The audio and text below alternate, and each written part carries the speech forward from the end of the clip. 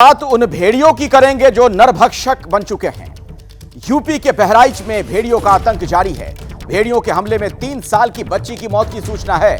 2 महिलाओं को भी भेड़िए ने घायल कर दिया है। अब तक भेड़िए के हमले में 10 लोगों की जान जा चुकी है। 50 लोग जख्मी हो चुके हैं। लेकिन इन भेड़ियों की जो दहशत है वो खत्म नहीं हो रही है। एक के बाद एक इनके हमले की सूचना मिलती है। यूपी के बहराइच में अभी भी इनका आतंक जारी है। एबीपी न्यूज संवाददाता विवेक इस वक्त हमारे साथ बहराइच से जुड़े हुए हैं। सीधे उन्हीं के पास मैं आपको लिए चलता हूं। विवेक, आज क्या अपडेट है इन भेड़ियों को लेकर? कुछ और जानकारी अगर मिल पाई हो। बिल्कुल जानकारी है मिली है अखिलेश। सुबह आप जब मेरे साथ लाइव जुड़े थे उसके बाद मैं अभी करीब 12 से 15 किलोमीटर पैदल बहराइच के इलाकों में और जंगलों में चल चुका हूं। अब नई अपडेट ये है, मैं आपको बता रहा हूं, जो मैं अभी यहीं पे वन विभाग की टीम थी, सूचना मिली है, वो आगे की ओर गए हैं। नई अपडेट ये है कि भेड़ियों की संख्या बहुत ज्यादा है। क्यों ज्यादा है? क्योंकि एक समय में 4 जगह से फोन आता है कि यहाँ भेड़िए मिल गए हैं। इसका एक और विरोधाभास है, एक और अपडेट है मेरे पास।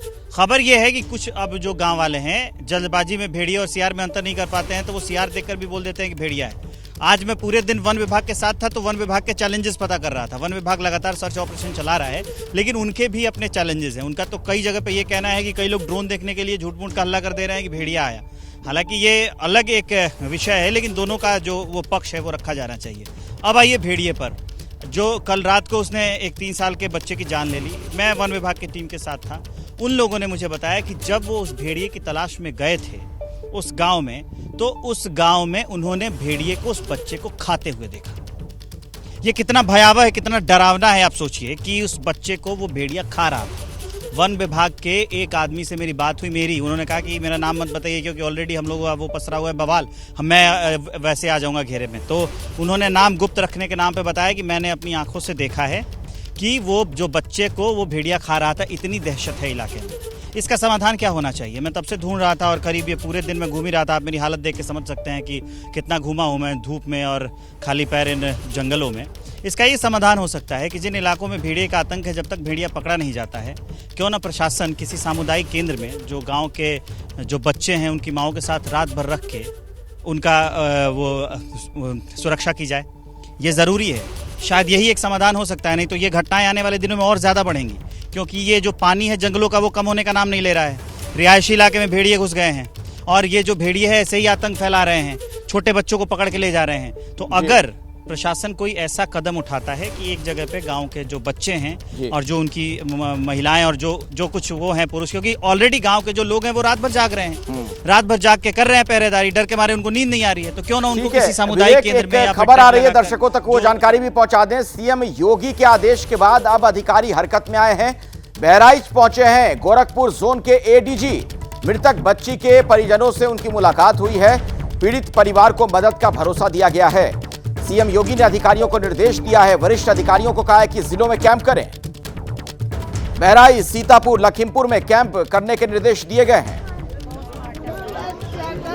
लेकिन विवेक, सबसे बड़ी चिंता की बात यह है कि बहराइच के आसपास के जिलों से भी अब जंगली जानवरों के हमले की खबर आ रही है।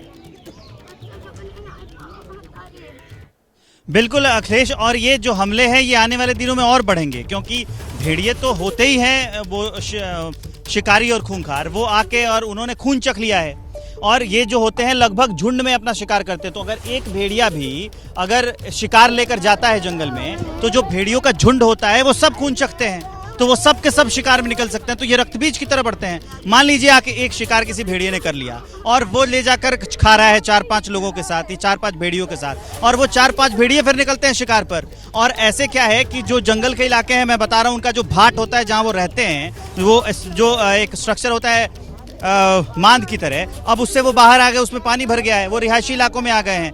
तो ये एक नई मुसीबत है। एक लाइन और है इसमें कि जंगल का लगातार काटा जाना भी इस तरह के घटनाओं के लिए जिम्मेदार है। बिल्कुल आप सही कह रहे हैं। जंगल कम हो रहे हैं, जानवर ऐसे में बाहर आ जाते हैं, रिहायशी बस्तियों में घुस जाते हैं, लोगों के बीच पहुंच जाते हैं। मैं आऊंगा विवेक दोबारा आपके पास, लेकिन जरा ये तस्वीरें देखिए। ये जिलाधिकारी हैं, डीएम हैं, जो पहुंची हैं ढांढस बंधाने के लिए उस परिवार को जिसने अपनों को खो दिया। लेकिन सवाल यह है कि प्रशासन इस मामले में क्या कर रहा है, क्योंकि काफी दिन गुजर गए हैं। इन जंगली जानवरों की जो ये हमले की घटनाएं हैं वो घट नहीं रही हैं बल्कि बढ़ रही हैं। हर दूसरे दिन हर दिन इस तरह की खबर आ जाती है कि भेड़िए ने यहां हमला किया, वहां हमला किया, कई लोग जख्मी हो रहे हैं। 10 तो ऐसी संख्या की जिनकी जान चली गई। और आपको बता दें कि यूपी के सीतापुर में भी भेड़िए का आतंक, भेड़िए के हमले में कई लोग घायल हो गए। देर रात अचानक से भेड़िए ने अटैक कर दिया था। लोगों के साथ साथ जानवरों पर भी हमला करता है ये भेड़िया, यानी जो पालतू पशु होते हैं, बकरियां हो या फिर और भी कोई पालतू पशु जो बंधे रहते हैं घर के अंदर, उन पे भी ये भेड़िया हमला करता है। कई मवेशियों पर हमला कर चुका है।